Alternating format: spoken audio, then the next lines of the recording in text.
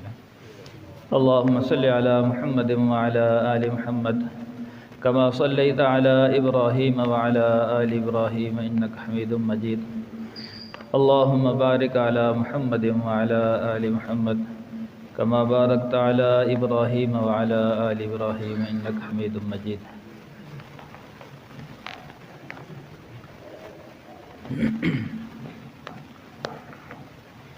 پھر بھائیو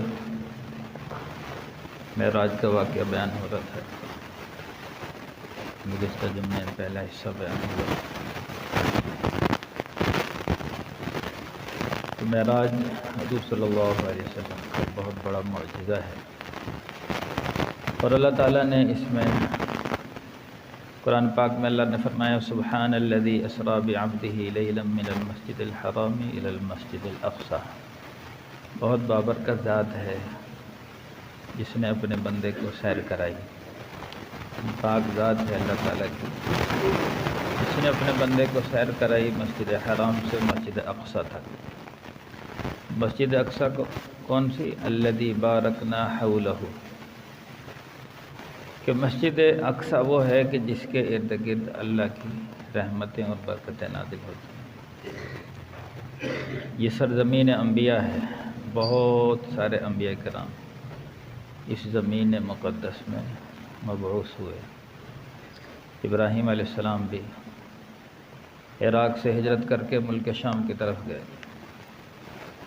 پھر آگے فرمائیں یہ معراج کیوں کرائی، مقصد کیا تھا؟ لنریہ من آیاتنا، اللہ تعالیٰ نے فرمایا تاکہ ہم اپنی نشانیاں دکھلائیں، اپنے پیغمبر کو اپنی نشانیاں۔ زبانی تو بذریعہ جبرائیل علیہ السلام بتلا دیا گیا تھا، جنت اور جہنم کا تذکرہ قرآن پاک میں بھی ہے، اور حضور صلی اللہ علیہ وسلم کو جبرائیل علیہ السلام کے ذریعے سے ساری معلوماتیں دی گئی تھی جنت کی جہنم کی۔ لیکن اللہ نے چاہا کہ اپنے محبوب کو عین یعنی آنکھوں کے ذریعے ان نشانیوں کا ملاحظہ کرایا جائے، جنت اور جہنم حضور صلی اللہ علیہ وسلم اپنی آنکھوں سے دیکھیں۔ تو اس سفر میں حضور صلی اللہ علیہ وسلم کو بہت سارے شرف حاصل ہوئے، بہت سارے اعزازات ملے۔ ان میں سب سے پہلا اعزاز تو یہ ملا کہ آپ امام الانبیاء بنے۔ مسجد حرام سے جب مسجد اقصی پہنچے ہیں تو سارے انبیاء کرام حضرت آدم علیہ السلام سے لے کر حضرت عیسیٰ علیہ السلام تک سب صفے باندھ کر کھڑے ہیں۔ اللہ نے جس میں مثالی دے کر سب کو جمع کر دیا، یہ اللہ کی قدرت ہے۔ سارے نبیوں کو ان کی ارواح کو جس میں مثالی دے کر سب کو جمع کر دیا۔ ایک جسم عنصری ہوتا ہے جو وہ اپنی قبور میں موجود ہیں، ایک روح ہے، روح کو جسم مثالی دے کر روحانی طور پر اللہ نے سارے نبیوں کو بیت المقدس میں جمع کیا، اور جبرائیل علیہ السلام نے حضور صلی اللہ علیہ وسلم کا ہاتھ پکڑ کر مصلی پر کھڑا کر دیا۔ حضور صلی اللہ علیہ وسلم نے سارے نبیوں کو 2 رکعت نفل پڑھائے، جماعت کرائی، تو یہ حضور صلی اللہ علیہ وسلم کو شرف حاصل ہوا امام الانبیاء ہونے کا۔ آئے سب سے آخر میں، لیکن مرتبہ سب سے زیادہ، مقام سب سے زیادہ۔ تو اس کے بعد پھر حضور صلی اللہ علیہ وسلم کے یہ سفر کے 2 حصے ہیں، پہلے کو اسراء کہتے ہیں سیر، دوسرے کو معراج کہتے ہیں۔ معراج وہ ہے جو آسمانوں پر ہوئی، اسراء جو زمین پر سیر ہوئی مسجد حرام سے مسجد اقصی تک۔ تو اسی کے اندر اللہ نے بہت ساری نشانیاں دکھلائیں، چونکہ جو جہنم ہے یہ 7 زمینوں سے نیچے سجین میں، اور جو جنت ہے یہ 7 آسمانوں سے اوپر اللہ کے عرش کے نیچے درمیانی جو خلا ہے اس میں اللہ نے جنتیں بنائیں۔ تو جو زمینی سفر ہوا اس میں جہنم کے طبقات کو دیکھا۔ تو گزشتہ جمعے میں نے کچھ تفصیل بیان کی تھی کہ حضور صلی اللہ علیہ وسلم جب حضرت جبرائیل علیہ السلام کے ساتھ سفر میں تھے تو اللہ نے بہت ساری نشانیاں دکھلائیں، جہنم کے مناظر دکھلائے، ان میں ایک منظر حضور صلی اللہ علیہ وسلم نے دیکھا کہ ایک شخص ہے، اس کو لٹایا گیا ہے، اس کے سر کے نیچے پتھر رکھا ہوا ہے، تو ایک فرشتہ آتا ہے، ایک دوسرا پتھر لے کر اس کے سر پر مارتا ہے، جس سے اس کا سر کچل جاتا ہے اور وہ پتھر لڑھکتا ہوا دور جا گرتا ہے۔ پھر وہ فرشتہ اس پتھر کو اٹھانے کے لیے جب جاتا ہے تو سر دوبارہ سے ٹھیک ہو جاتا ہے، پھر اس پر پتھر مارتا ہے جس سے اس کا سر کچل جاتا ہے۔ تو حضور صلی اللہ علیہ وسلم نے جبرائیل امین سے پوچھا کہ یہ شخص کون ہے اور اس کو یہ سزا کیوں دی جا رہی؟ تو اس میں دو روایتیں ہیں۔ ایک حدیث میں تو آتا ہے کہ یہ وہ شخص ہے جو عشاء کی نماز پڑھے بغیر سو جاتا تھا، نیند کا خمار اس کے سر میں چڑھتا تھا اور عشاء نہیں پڑھتا تھا، اس کی سزا دی جا رہی۔ آج میرے بھائیوں کتنے مسلمان ہیں جو عشاء پڑھے بغیر سو جاتے ہیں؟ تو یہ معاملات سب آنے والے ہیں، حضور نے یہ اپنی آنکھوں سے منظر دیکھا۔ ایک روایت میں یہ ہے کہ یہ وہ شخص ہے جس کو اللہ نے قرآن پاک کی دولت عطا فرمائی، قرآن کا حافظ بنایا، لیکن اس نے قرآن کو بھلا دیا، تو اس لیے اس کو یہ سزا دی جا رہی ہے قرآن کے بھلانے کی وجہ سے۔ کتنے ہمارے حفاظ ہیں، حفظ کرنے کے بعد پھر قرآن کو کھول کر ہی نہیں دیکھتے، ویسے اپنے نام کے ساتھ حافظ لگاتے ہیں، حافظ فلاں حافظ فلاں، لیکن قرآن کو کھولتے ہی نہیں، نہ رمضان میں نہ غیر رمضان میں۔ تو وہ اس منظر کو سوچیں کیا معاملہ ہوگا ان کے ساتھ۔ آگے حضور صلی اللہ علیہ وسلم تشریف لے گئے تو ایک بہت بڑا تنور تھا،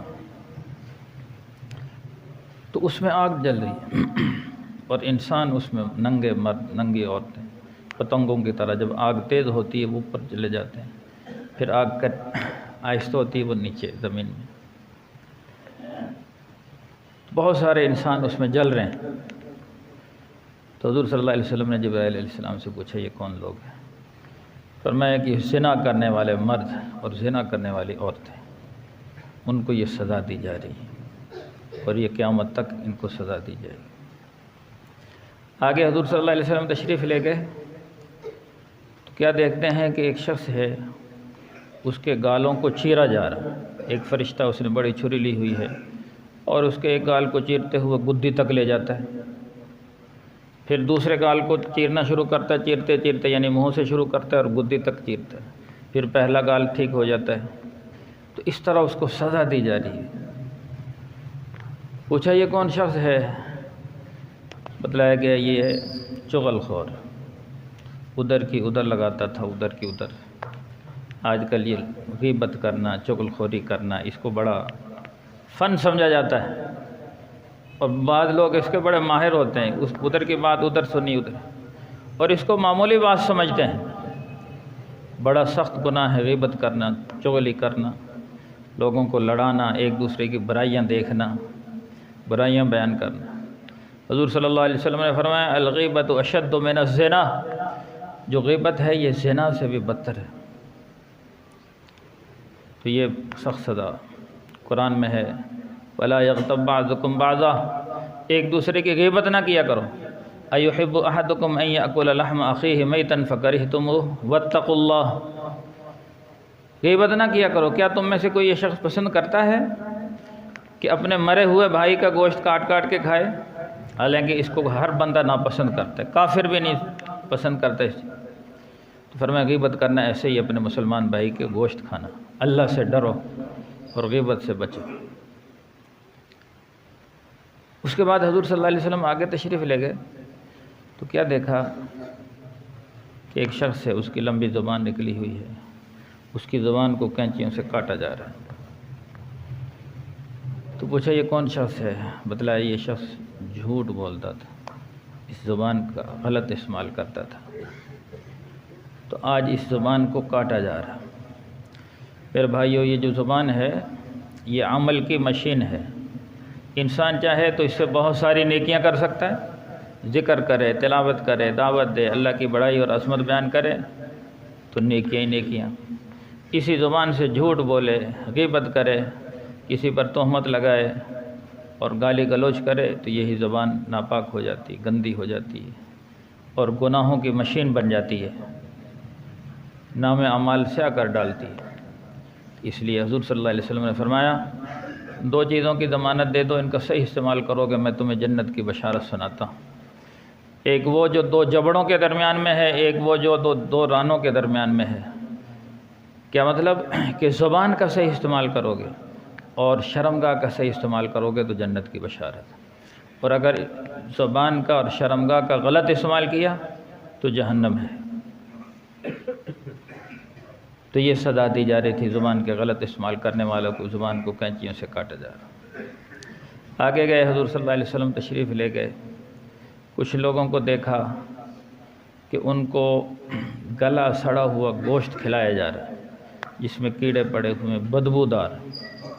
آپ نے دیکھا ہوگا گوشت جب گل سڑ جائے اس کی اتنی گندی بدبو ہوتی ہے، اور کسی کی میرے خیال میں اتنی گندی بدبو نہیں ہوتی جب گوشت یعنی وہ سڑ جاتا ہے، خراب ہو جاتا ہے، کیڑے پڑ جاتے ہیں، کوئی جانور مرا ہو اس کی کتنی گندی بدبو پھیلتی ہے۔ تو وہ سڑا ہوا گوشت یعنی کیڑے والا بدبودار گوشت کھلایا جا رہا ہے، وہ کھا نہیں رہے، ان زبردستی ان کو کھلایا جا رہا ہے۔ تو حضور صلی اللہ علیہ وسلم نے پوچھا یہ کون لوگ ہیں؟ بتلایا گیا یہ وہ لوگ ہیں جن کو اللہ نے گھر میں پاکیزہ بیویاں عطا فرمائی تھی، تو اپنی بیویوں کو چھوڑ کر حرام میں گند میں منہ مارتے تھے۔ آج کل یہ جب سے موبائل نکلا ہے، بیوی گھر میں بیٹھی ہوتی ہے، عورتوں کے ساتھ تعلقات ہیں، باتیں ہو رہی ہیں اور دوستیاں لگی ہوئی ہیں، اور اس کو فیشن سمجھا جاتا ہے گرل فرینڈ رکھنا۔ قیامت کے دن بہت سخت سزا ہوگی، یعنی ان کو گندا کیڑے پڑا ہوا گوشت کھلایا جائے گا زبردستی، کہ حلال کو چھوڑ کر حرام میں منہ مارتے تھے، اب حرام کھاؤ۔ آج بہت ساری شکایات ہیں گھروں سے کہ بھی ہمارا گھر میں توجہ نہیں دیتا، دوسری عورتوں پہ توجہ، گھر میں توجہ نہیں دیتا، دوسری عورتوں پہ توجہ خامل۔ تو بہت سخت گناہ ہے۔ حدیث میں ہے انسان کا کان بھی زنا کرتا ہے، زبان بھی زنا کرتی ہے، آنکھ بھی زنا کرتی ہے، ہاتھ بھی زنا کرتے ہیں، اور شرمگاہ اس کی تصدیق کرتی ہے۔ غیر محرم سے باتیں کر رہا ہے لذت حاصل کرنے کے لیے، اور شرمگاہ یعنی چاوت آ رہی ہے، تو یہ زبان کا زنا ہے۔ غیر محرم کی باتیں سن رہا ہے، فون پہ ہی چاہے سنیں، اسے شہوت آ رہی ہے، یہ کان کا زنا ہے۔ غیر محرم کو ہاتھ لگا رہا ہے تو یہ ہاتھ کا زنا ہے۔ غیر محرم کو دیکھ رہا ہے تو یہ آنکھ کا زنا ہے۔ تو ان سب کی سزا پھر جیسے تفصیل آ گئی۔ اس کے بعد حضور صلی اللہ علیہ وسلم آگے تشریف لے گئے، ایک شخص کو دیکھا، خون کی نہر ہے، اس کے دونوں طرف فرشتے پتھر لے کر کھڑے ہیں، وہ اس میں غوطے کھا رہا ہے۔ ایک روایت میں ہے اس کا پیٹ کمرے کی طرح پھولا ہوا ہے، اس کے پیٹ میں سانپ اور بچھو ہیں۔ تو اب وہ نکلنا چاہتا ہے، دائیں طرف سے نکلتا ہے، فرشتے پتھر مارتے ہیں، وہ گر جاتا ہے، پھر بائیں طرف نکلنے سے فرشتے پتھر مارتے ہیں، وہ نہر میں غوطے کھا رہا ہے۔ پوچھا یہ کون شخص ہے؟ تو حضور صلی اللہ علیہ وسلم نے فرمایا، یعنی جبرائیل علیہ السلام نے عرض کی کہ اللہ کے رسول یہ سود خور ہے، سود کھاتا تھا، سود خور کی سزا ہے۔ آج کل میرے بھائیو سود میں لوگ فرق ہی نہیں کرتے، سود کو کاروبار سمجھتے ہیں، پوچھتے نہیں مسئلہ۔ اب گروی مکان لیے ہوئے یہ سود ہے، پیسے سود پہ ایک دوسرے پیسے پکڑے ہوئے سود ہے، بینکوں میں پیسے رکھا کے سود کھا رہے ہیں۔ قرآن میں ہے ان الذین یأکلون الربا لا یقومون الا کما یقوم الذی یتخبطہ الشیطان من المس، کہ جو سود کھاتے ہیں قیامت کے دن جب وہ کھڑے ہوں گے ان کی حالت ایسی بگڑی ہوئی ہوگی جیسے کہ کسی پر جنات آئے ہوں اور وہ ٹکرے مار رہا ہوں۔ اور یہ سزا کیوں ہوگی؟ ذالک بانہم قالوا انما البیع مثل الربا، یہ کہا کرتے تھے کہ بھئی سود بھی تو ایک تجارت ہے، سود بھی تو بیع ہے، سودی کاروبار کرتے تو کہتے سود میں تجارت میں کیا فرق ہے، ایک ہی چیز ہے۔ تو اللہ نے فرمایا ذالک بانہم قالوا انما البیع مثل الربا، تو اللہ فرمایا وَأَحَلَّ اللَّهُ الْبَيْعَ وَحَرَّمَ الرِّبَا، یہ کان کھول کر سن لو اچھی طرح کہ اللہ نے بیع کو حلال، تجارت کو حلال قرار دیا، سود کو حرام قرار دیا۔ اور پھر آگے فرمایا فَإِن لَّمْ تَفْعَلُوا يَا أَيُّهَا الَّذِينَ آمَنُوا اتَّقُوا اللَّهَ وَذَرُوا مَا بَقِيَ مِنَ الرِّبَا، اے ایمان والو اللہ سے ڈرو اور سود کو چھوڑ دو، سود سے باز آ جاؤ۔ فَإِن لَّمْ تَفْعَلُوا، اگر سود کو نہیں چھوڑو گے فَأْذَنُوا بِحَرْبٍ مِّنَ اللَّهِ وَرَسُولِهِ، اللہ اور اس کے رسول سے جنگ کے لیے تیار ہو جاؤ۔ اور کسی گناہ کے بارے میں قرآن میں نہیں آیا جنگ، سود کے بارے میں فرمایا کہ جو سود کھاتے ہیں، سود کو چھوڑتے نہیں، تو وہ اللہ سے اعلان جنگ کر رہے ہیں۔ آج ہمارا ملک سارا سود پہ چل رہا ہے۔ جب علماء کرام کہتے ہیں بھی سود کو ختم کرو، وہ کہتے ہیں سود کے بغیر ہم نہیں چل سکتے۔ کیا مطلب؟ یعنی اللہ سے جنگ کے بغیر نہیں رہ سکتے ہم اللہ سے اعلان جنگ کریں گے۔ سود پر چلنا، سود کھانا، یہ اللہ سے اعلان جنگ ہے۔ ایک حدیث میں ہے ایک درہم کا سود اپنی ماں سے 35 مرتبہ زنا کرنے سے بدتر، بہت سخت سزا ہے اس کی، لیکن لوگ سمجھتے ہی نہیں۔ بہت سارے کاروبار ہیں جو سود پر ہیں، لیکن لوگ بڑے مزے سے کر رہے ہیں، ان کو بتلایا جائے کہتے ہیں جس کے بغیر گزارا ہی نہیں ہے۔ علماء سے پوچھو، حرام کا ایک لقمہ 40 دن کی نمازیں ضائع کر دیتا ہے۔ نمازیں پڑھ رہے ہیں، ساتھ سود کھا رہے ہیں، ساری نمازیں برباد ہیں۔ تو اس لیے پوچھ پوچھ کے چلو۔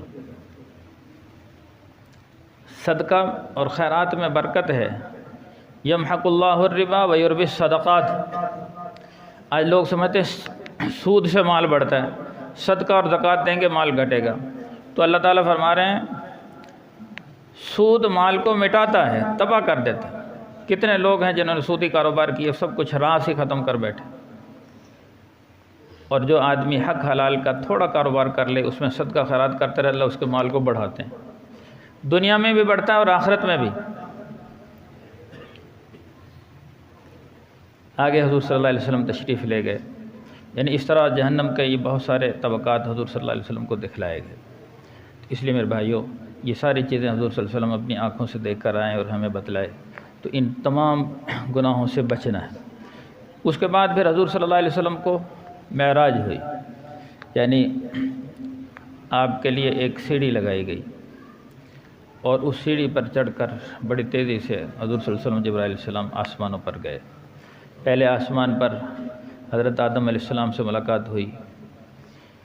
یہ ساتوں آسمانوں پر جلیل القدر انبیاء کرام ہیں۔ اللہ نے روحانی، اگرچہ وہ زمین میں مدفون ہیں، لیکن روحانی طور پر وہ وہاں ہیں۔ حضرت آدم علیہ السلام نے استقبال کیا، مرحبا بابن صالح، مرحبا بنبی صالح، مرحبا میرا بیٹا صالح بیٹا آیا، صالح نبی آیا۔ تو حضرت آدم علیہ السلام تشریف فرما تھے، تو حضور صلی اللہ علیہ وسلم نے دیکھا کہ ان کی دائیں طرف بہت ساری روحیں ہیں اور ان کے چہرے چمک رہے ہیں۔ حضور جب حضرت آدم علیہ السلام ادھر دیکھتے ہیں تو خوشی کا اظہار کرتے ہیں، اور پھر جب بائیں طرف دیکھتے ہیں تو کچھ ان کی روحیں ہیں جن کے چہرے سیاہ ہو چکے ہیں۔ ادھر حضرت آدم علیہ السلام دیکھتے ہیں تو رونا شروع کر دیتے ہیں۔ تو حضور صلی اللہ علیہ وسلم نے جبرائیل سے پوچھا یہ کون شخص ہیں؟ بتلایا یہ آدم علیہ السلام ہیں، اور دائیں طرف ان لوگوں کی روحیں ہیں، ان کی اولاد کی وہ روحیں جو جنت میں جائیں گی، سعید ہیں، نیک روحیں ہیں۔ تو آدم علیہ السلام ان کو دیکھ کر خوش ہوتے ہیں کہ یہ میری اولاد جنت میں جائے گی۔